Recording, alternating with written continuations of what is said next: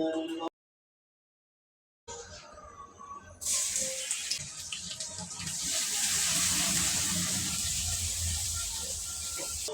আলাইকুম ভিউয়ার্স, কেমন আছেন?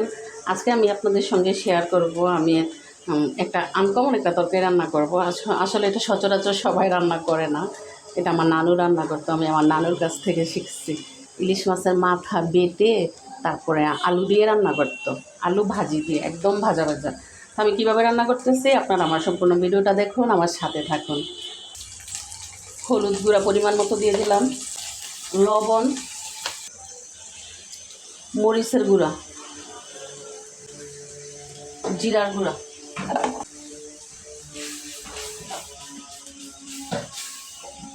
আলু দিয়ে দিলাম।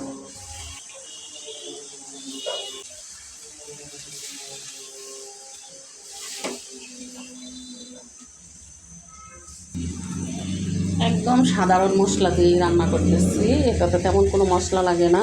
এই যে আমি মাছের মাথা আর লেজ সিদ্ধ করে কাটা বেছে তারপরে ব্লেন্ড করে নিয়েছি। আমার নানুকে দেখতাম পাটায় বেটে নিত। এই যে এটা আমি দিয়ে দিতেছি। এখানে ইলিশ মাছের মাথা আর লেজের যে মাংসগুলা, তো মাংসগুলো আমি দিয়ে দিলাম।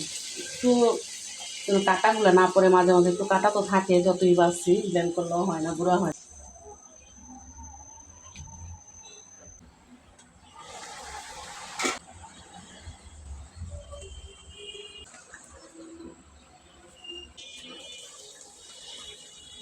কয়েকটা কাঁচামরিচ দিয়ে দিতেছি, আস্ত কাঁচামরিচটা দিলে ফ্লেভারটা সুন্দর হয়।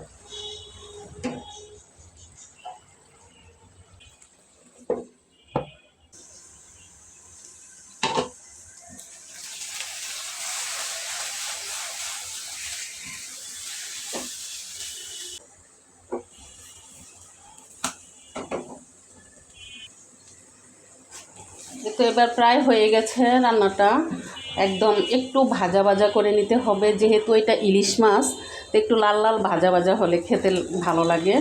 আসলে যারা আমার এই রেসিপিটা দেখেছেন বা আমার রান্না সবসময় দেখেন, তারা একটু খেয়াল করে দেখবেন যে কিছু কিছু জিনিস আনকমন কিন্তু এত মজা খেতে, একদম সাধারণ সাধারণ মশলা, সাধারণ উপকরণ দিয়ে খুব মজার একটা রেসিপি। এটা না খেলে পারবেন না, কল্পনাও করতেও পারবেন না যে এই জিনিসটা কত মজার।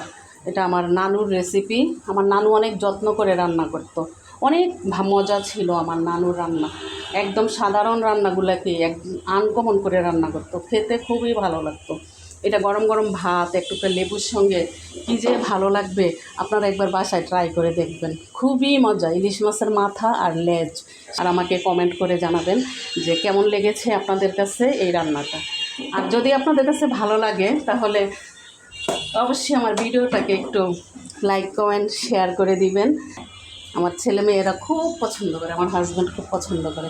আল্লাহ হাফিজ।